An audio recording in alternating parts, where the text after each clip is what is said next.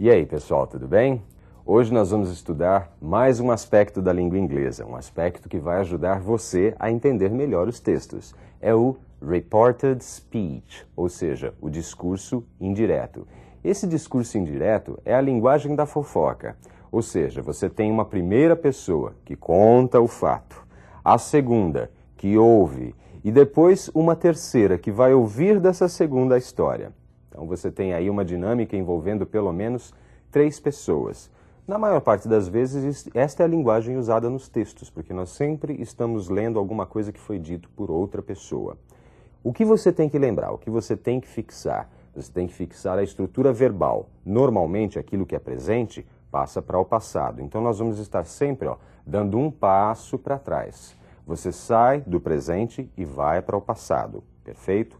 E também vamos estar dando um passo para o lado. Aquilo que é primeira pessoa passa a ser terceira pessoa. Você vai comentar o que uma outra pessoa disse. Então, se o sujeito está aqui e disse, por exemplo, eu quero, você vai comentar, ele queria.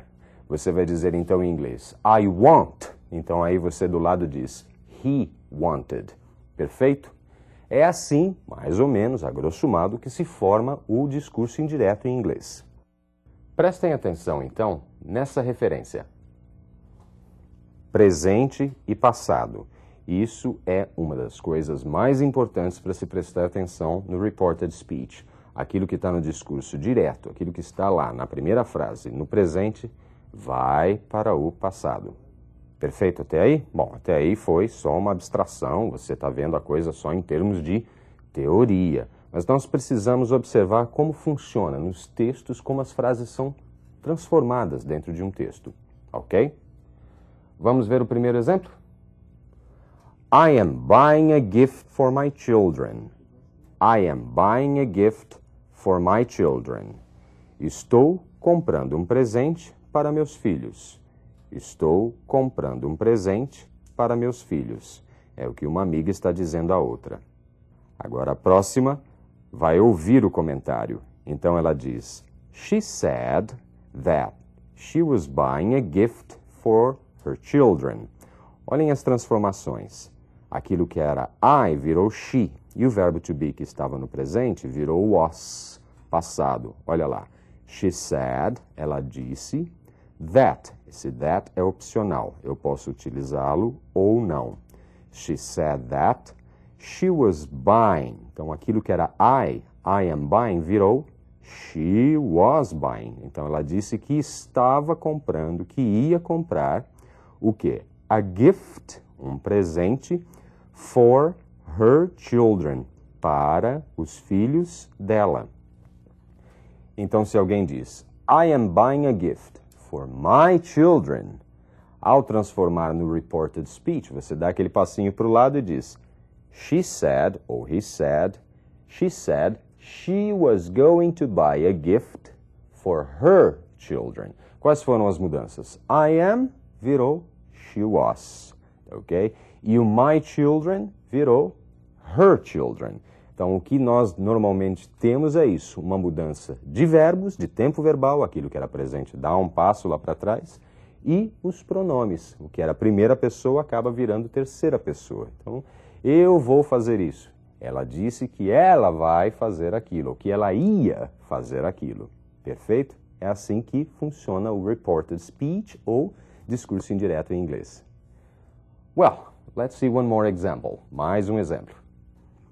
I've won a lottery jackpot. I've won a lottery jackpot.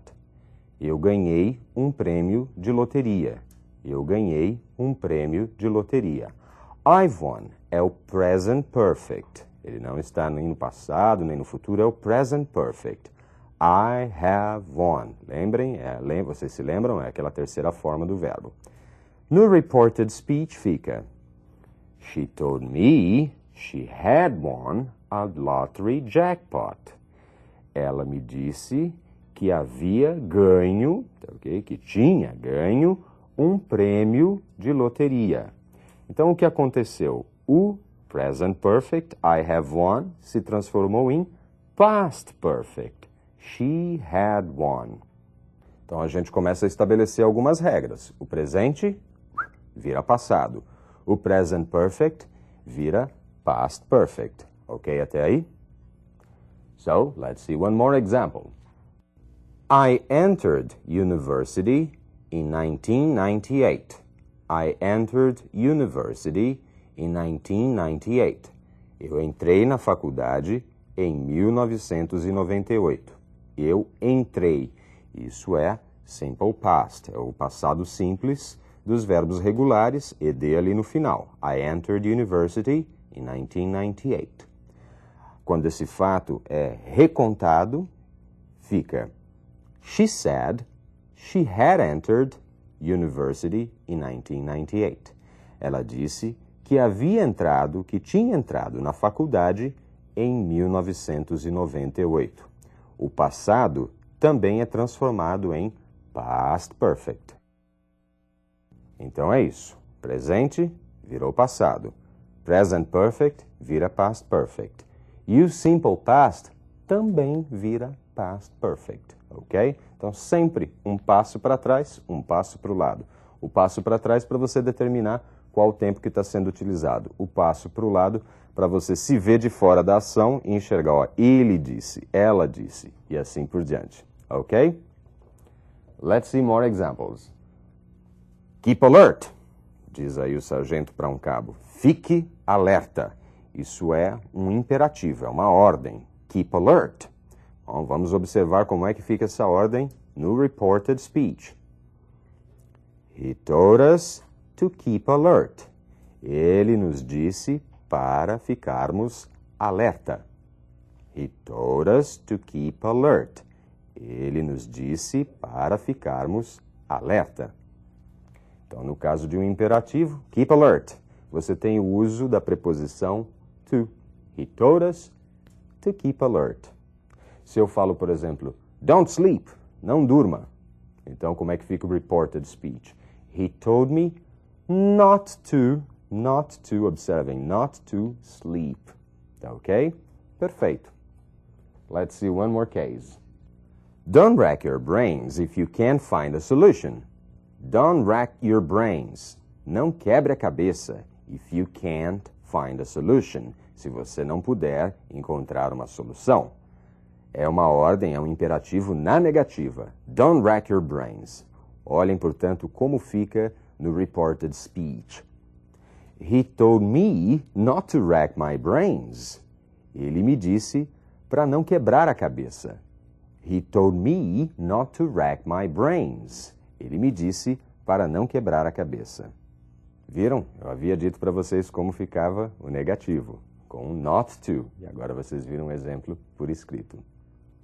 Let's see more examples. No caso de uma pergunta, can you tell Laura to call me? Can you tell Laura to call me? Você poderia dizer para Laura me telefonar? Você poderia pedir para Laura me telefonar? É uma pergunta, no presente com o can you. Vamos ver como fica no reported speech. She asked Laura me asked if me I could tell you to if I call could her. tell you Ela me pediu to call her. se eu poderia Laura pedir a você, poderia me dizer a você pediu, para ligar Laura para asked ela. me, Laura me She asked me, perguntou o verbo fica então se no eu passado, ela me poderia pediu. dizer If a I você could, se para eu ligar para poderia. ela. If Laura I me could. perguntou Could combinando com se eu asked. poderia Passado com dizer-lhe passado. para ligar para ela. E Então você tem também a observa substituição que do o can por you, could. que era da E frase uma outra coisa original, que acontece nessa é que frase, na no sentença reported original era uma speech, pergunta. ele inverte, ele Can passa a you? ter a ordem Observem aí afirmativa. que é If could. I Você could. tem a ordem Perfeito? afirmativa. Então, além da mudança dos pronomes e do tempo do verbo, você tem que prestar também atenção nisso. Ou seja, o verbo na questão, ele está invertido com o sujeito. Quando você faz o reported speech, você passa para a ordem afirmativa. Coloca primeiro o sujeito, depois o verbo. Ok? Let's see one more example. How much money do you have? Quanto dinheiro você tem? É uma pergunta do assaltante, não é? How much money do you have? No reported speech, como é que isso vai ser contado? He asked me how much money I had. He asked me how much money I had. Ou seja, ele me perguntou quanto dinheiro eu tinha. Quantas mudanças observamos aí? A primeira, o tempo do verbo, que era have, passou aí, olha lá, had. Outra coisa, a estrutura original era uma pergunta, do you have? E agora a estrutura é uma afirmação, how much money I had, sem o auxiliar. Existem 3 auxiliares, basicamente, do, does e did. Aliás, 2, né? Do, does and did, os auxiliares do presente e do passado, que no caso dessa transformação para o reported speech, eles estão numa pergunta. Ao passar para o reported speech, normalmente eles desaparecem. São os auxiliares. Tá? Os verbos auxiliares do, does e did, eles normalmente desaparecem e o verbo dá um passinho para trás, não é? Ele muda para o passado. Outros auxiliares, bom, eles permanecem, né? O verbo to be, o have, do present perfect, eles permanecem, mas eles mudam o tempo, ok? Let's see more examples. Did you finish the report? Você terminou o relatório? Did you finish the report? Pergunta no passado. Did you finish? Did ali na frente, mostrando que é passado. Finish no infinitivo por causa do did. Did you finish the report? Resposta, not yet, sir. Ainda não, senhor. Depois, essa história está sendo contada novamente, e aí o funcionário diz, the boss asked me if I had finished the report. O chefe me perguntou se eu tinha terminado o relatório. The boss asked me if I had finished. Por que I had finished? Na pergunta original, did you finish? Você terminou, era passado. Caiu fora o did, a frase estava no passado, eu tenho que dar um passinho para trás, é o past perfect. If I had finished, se eu tinha terminado o relatório. Tudo bem até aí, gente? Então, o que vocês têm que fixar é a questão verbal, ou seja, simple present, passinho para trás, simple past. Present perfect, passinho atrás, past perfect. Simple past, passinho atrás, past perfect também, aquele do had mais o particípio passado. E outros casos, will, would, can, could, e assim por diante. Present continuous, past continuous, e assim por diante, um passinho atrás. Depois, os pronomes, aqueles que estão na primeira pessoa, viram terceira pessoa. Primeira pessoa, I, we. Terceira pessoa, he, she, it, ou então they, e assim por diante. É essa mecânica do reported speech. Gravem e prestem muita atenção. E leiam, procurem identificar nos textos onde isso acontece. Nós vamos estar estudando alguns textos e vamos estar comentando. Por enquanto, study and keep alert. Bye bye.